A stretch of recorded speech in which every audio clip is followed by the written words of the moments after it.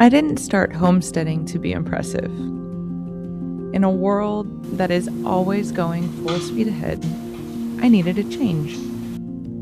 My soul craved something that it was unable to find in the midst of busy streets and crowded people. Taking care of my garden and watching it grow, seeing the birds and the lizards and all of the cute wildlife that dwells in the city come to visit my little slice of nature. You want to come outside?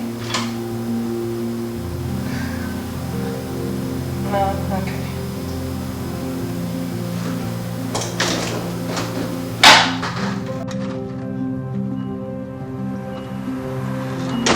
Helps me to feel grounded. Not just mentally, but grounded in my relationship with Jesus as well. It's taught me the importance of allowing things to happen, imperfectly, actually. It's taught me that the small things are often the most important. The overlooked things are the most important. God reminds me quite often, don't disregard the small beginnings. Provision does not always look dramatic. It reminds me of the story where Elijah was listening to find an answer from God, and God was not in the storm, God was not in the whirlwind, God was not in the fire, but he was in the still, small voice. God shows up and provides in the exact way that he knows what's needed. And sometimes that looks small.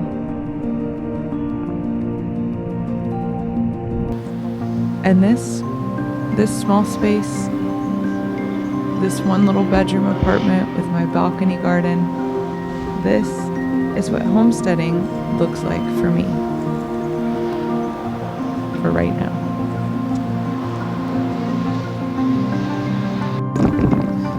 Okay, so I may or may not have lost a pea in my lettuce, trying to make that shot for throwing the pea seeds. So if there's a random pea plant growing in my lettuce, that is why. Next thing I need to do is look at this sad potato plant leaf.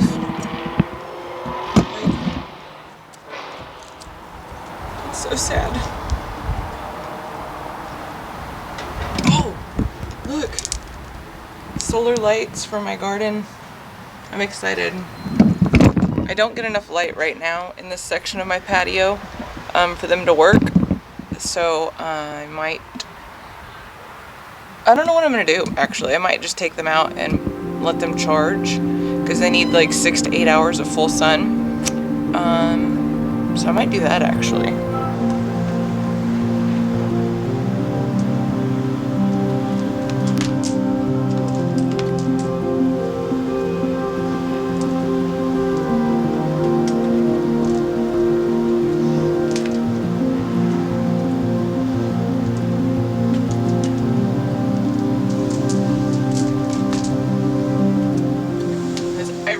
See what these look like when they're on and working. I just think it'd be so cool. Oh, my light's finally turned off. Dusk till dawn. I guess that's... How long is dusk till dawn? That's the timer setting I have it on.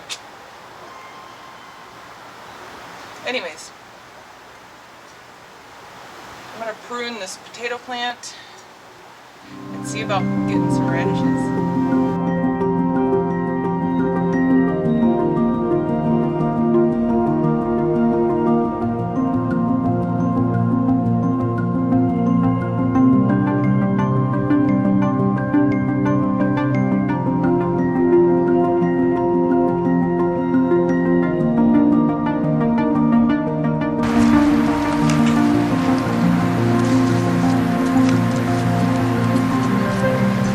Goodness.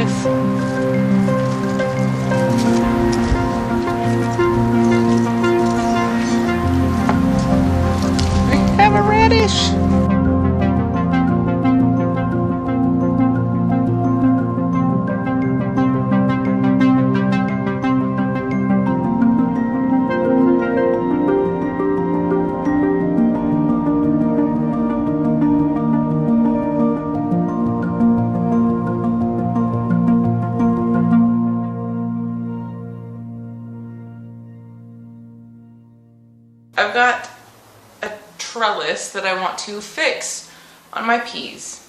It is a beautiful, lovely Saturday, and I want to do that before it gets hot, because January in Texas I want to try pickling some eggs, some hard-boiled eggs. I'm actually going to plant more peas because I only have 2, and I'm realizing if I want an actual meal from these, I need more than just 2 pea plants. So I'm going to plant maybe 3 more pea plants in my planter and get the trellis up and made. Hopefully be able to harvest some radishes, which I'm super excited about.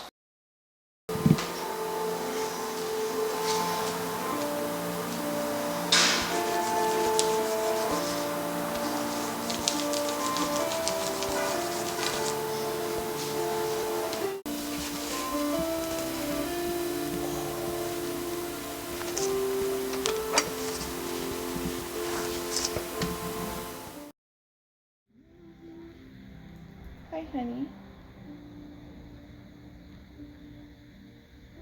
I'm sorry. I'm sorry to wake you up from your nap.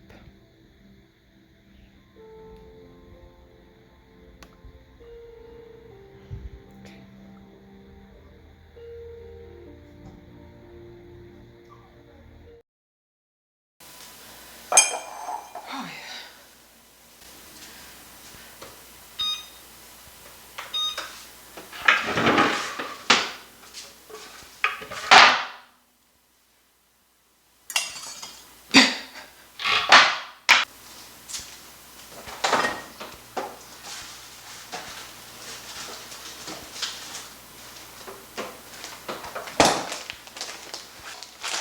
Which is gonna be fun.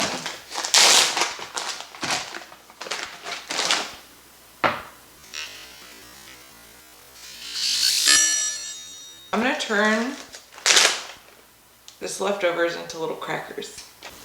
My plan is to cut this up, toast it in the oven. This is probably not gonna make much. I've got another partial loaf I think I'm gonna use too. Yeah. And make healthy sourdough crackers, essentially. You know, there's a misconception, I think, with homesteading that you need acres and acres of land to even be able to begin to homestead, and that's just not true. To me, what I've learned is that apartment homesteading and just homesteading in general is mostly about creativity.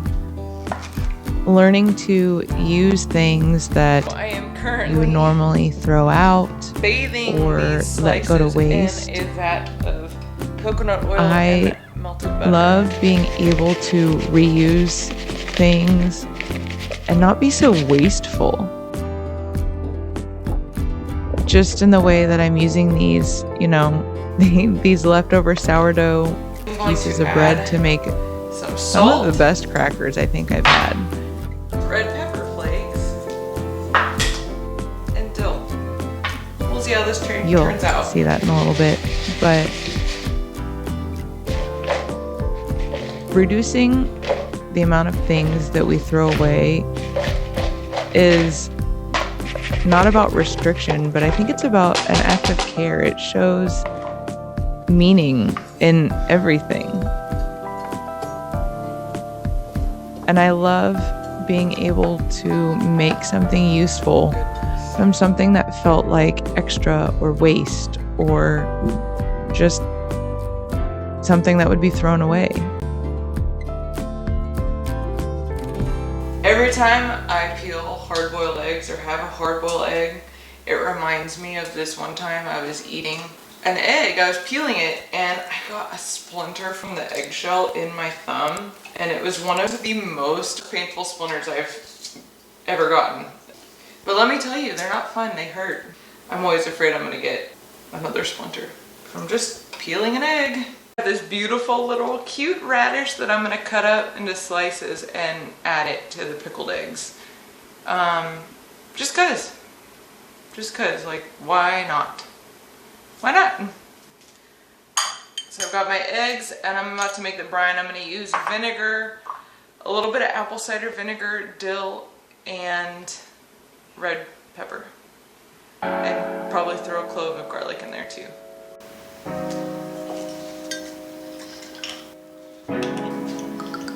In the same way that God uses the most unexpected of things to teach us lessons, to provide for us, to pour into us, I often myself feel like the sourdough discard or the leftovers that get left to waste. But God uses those. He uses me. He uses the small people, the unexpected people, the people that aren't known to do the most amazing things or to just speak into someone's life.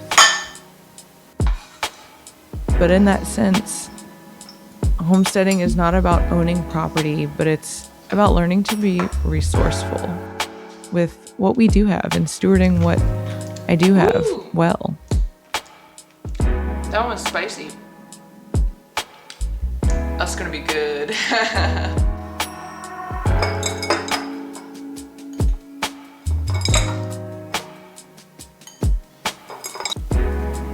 I'm sure you guys have noticed that I've made a lot of mistakes along this journey of homesteading. If you followed me in this channel for the last year.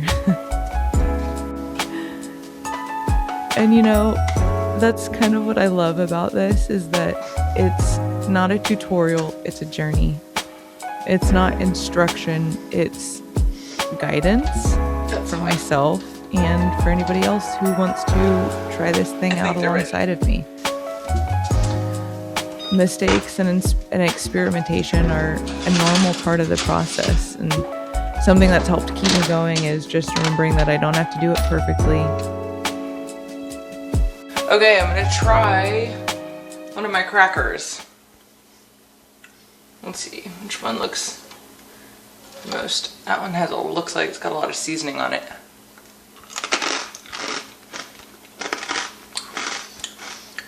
Yeah, I feel like they could have used a little bit more salt and flavoring. Otherwise, not bad. It's finally done. Ooh. Yeah, hot vinegar really burns the nostril hairs. Don't try this at kids. Don't try this at kids. Don't try this at home, kids. Don't try this at home, kids.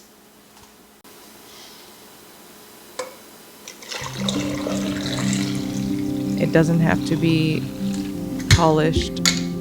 It just has to be something that I enjoy and I'm stewarding well. So I hope that you would want to come along with me in this journey and learn with me. I want to hear about if you're homesteading, your adventures that you've been on, your homesteading journey. This is just a small urban apartment in the city with a balcony, sunlight, and the Holy Spirit to help guide me along. So I hope that you guys enjoyed this episode and you stick around for this next year of adventure and learning and homesteading as we slow down in this busy, busy world. I love you, and I will see you in the next video. Bye.